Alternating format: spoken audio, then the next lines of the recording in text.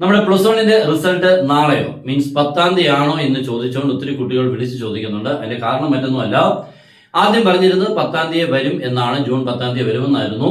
പക്ഷേ ഇതുവരെ വരുമോ വരത്തില്ലയോ എന്നുള്ള ഒന്നുമേ വന്നിട്ടില്ല. പക്ഷെ ഉറപ്പായിട്ടും നാളെ വരില്ല എന്ന് തന്നെയാണ്. അതിന് കുറെ കാരണങ്ങളും ഒക്കെ ഉണ്ട്.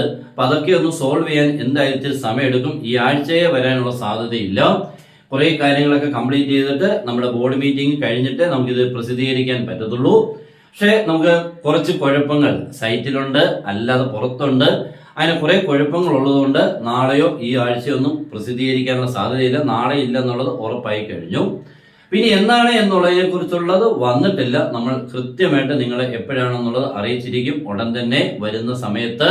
അപ്പൊ നിങ്ങൾ എല്ലാവരും മാക്സിമം നമ്മുടെ ചാനൽ ഫോളോ ചെയ്യുക, മാക്സിമം ഒന്ന് ഷെയർ ചെയ്യുക. പിന്നെ ഈ വർഷത്തെ റിസൾട്ടിനെ കുറിച്ചുള്ള ഒരു പ്രഡിക്ഷൻ നമുക്ക് ഏകദേശം വരാൻ സാധ്യത, ഞാൻ സയൻസ് സബ്ജക്റ്റിനെ കുറിച്ചൊന്ന് പറയുകയാണ്. മാത്സ്, ഫിസിക്സ്, കെമിസ്ട്രി ഇതിനുള്ള ഏറ്റവും കൂടുതൽ മാർക്ക് കുറയാനും ഫെയിൽ ആവാനുള്ള സാധ്യത മാത്സിനാണ് എന്നുള്ളത് ഏകദേശം നമുക്ക് ഉറപ്പിക്കാവുന്ന രീതിയാണ് ഇപ്പോഴത്തെ വാല്യുവേഷൻ രീതികളിൽ നിന്നൊക്കെ മനസ്സിലായത്.